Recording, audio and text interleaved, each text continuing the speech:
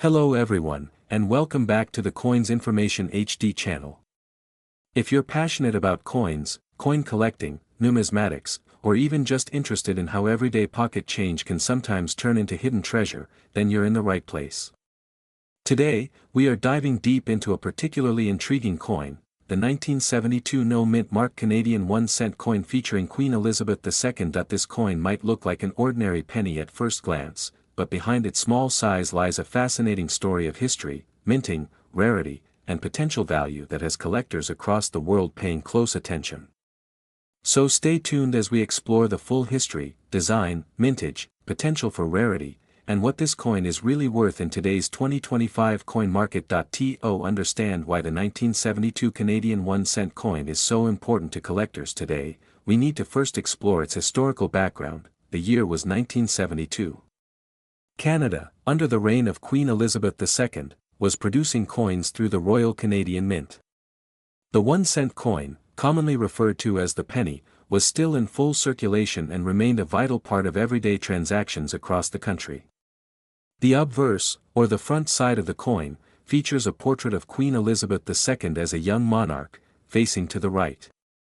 This portrait was designed to reflect dignity, youth, and continuity within the Commonwealth, and it was the second effigy of the Queen to appear on Canadian coinage since her accession to the throne. On the reverse side, we see the classic and iconic image of two maple leaves on a single twig. This design is one of the most recognizable in Canadian numismatics. It symbolizes not only the natural heritage of Canada but also national pride. It is an emblem deeply connected with Canadian identity and has been in use on the 1-cent coin for several decades. The composition of the coin during that era was primarily bronze. This meant the coin was made of approximately 98% copper, with the remaining content consisting of small amounts of tin and zinc.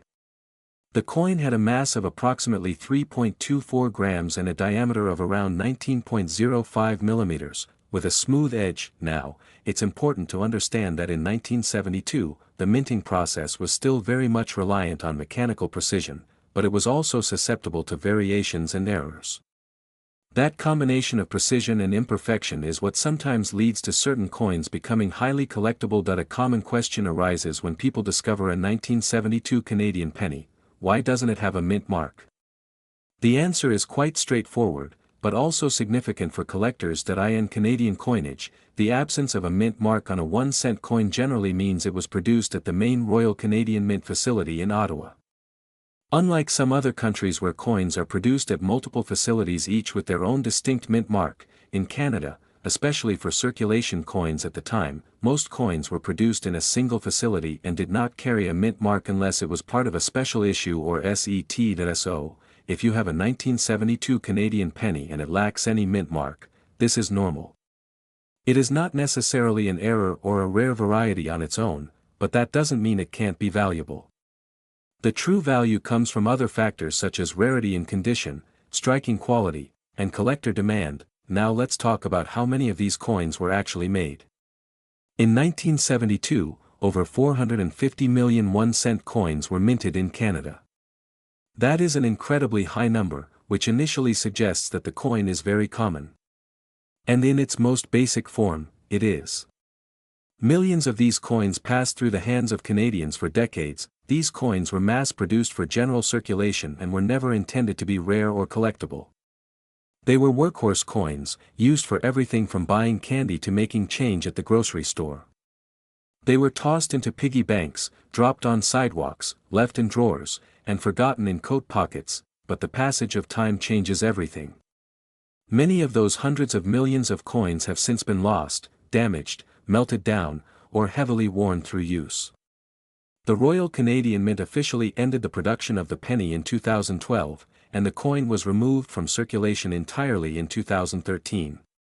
This means that, today, finding a 1972 penny in circulation is increasingly uncommon.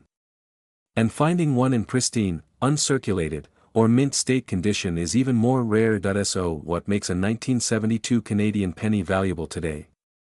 The answer lies in a combination of factors: condition, grade, rarity of specific varieties, and collector interest. Let's start with condition.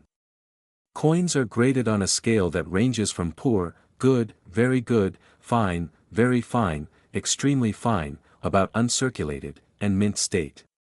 A 1972 penny that is heavily worn, tarnished, or damaged is typically worth only a small amount above face value, if anything at all. These coins are common and of little interest to serious collectors. However, a 1972 penny in excellent condition with full detail, no signs of wear, and vibrant original luster is far more desirable. Coins in mint state condition, especially those graded MS 65 or higher, are significantly more valuable. Only a small percentage of the original mintage has survived in this condition, making them relatively scarce. Furthermore, coins that have unique characteristics or minting errors can be even more valuable. These could include things like double dies, off-center strikes, planchet flaws, or other minting anomalies. While these errors are uncommon, they do occur, and collectors are often willing to pay a premium for them, especially if the coin is also in high grade. Another factor is eye appeal.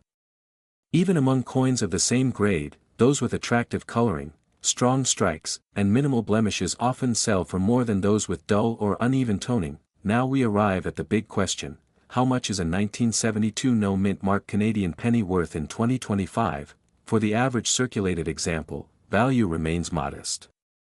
Coins that are worn and show signs of heavy use typically trade for less than $1, often just a few cents, depending on condition. These coins are widely available in bulk, often sold by the pound or roll by dealers that in higher circulated grades, such as very fine to extremely fine. Coins may be worth slightly more, ranging from around 50 cents to $1 or more, depending on the eye appeal and demand at any given time. For uncirculated or mint state examples, values begin to rise sharply. A 1972 penny in true mint state condition may fetch anywhere from $2 to $5 or more, with examples graded MS 65 or higher reaching upwards of $10 or beyond. Coins with notable errors, if authenticated and verified, could sell for significantly higher depending on the nature of the error and collector demand.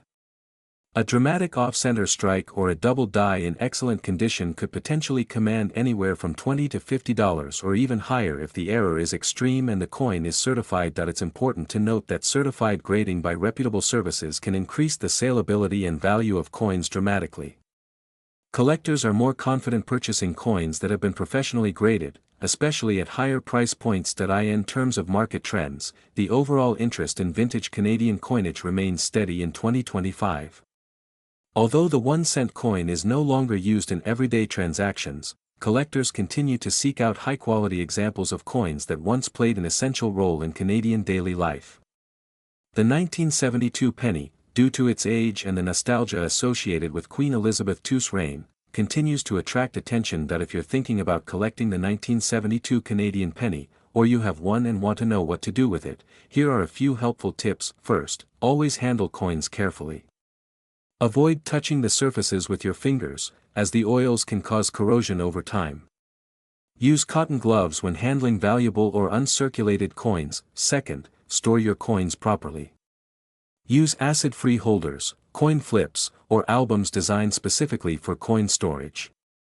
Keep them in a cool, dry environment to prevent oxidation and tarnishing. Third, if you believe you have a coin in exceptionally good condition or with a potential mint error, consider submitting it for professional grading. This can significantly increase both its value and marketability. Fourth, do not clean your coins. Cleaning can scratch the surface and destroy the original finish, often reducing a coin's value rather than increasing it. Finally, stay informed. The numismatic market is always changing.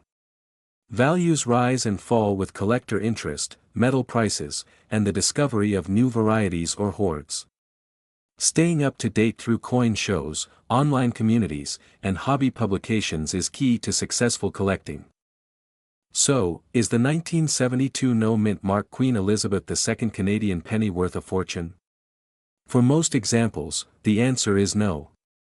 But for the careful collector or lucky individual who finds a high-grade specimen or a rare error coin, there can be significant value hidden in what many would consider just an old penny. Its historical importance, iconic design, and the memory of Queen Elizabeth II's enduring legacy give this coin a special place in Canadian numismatics.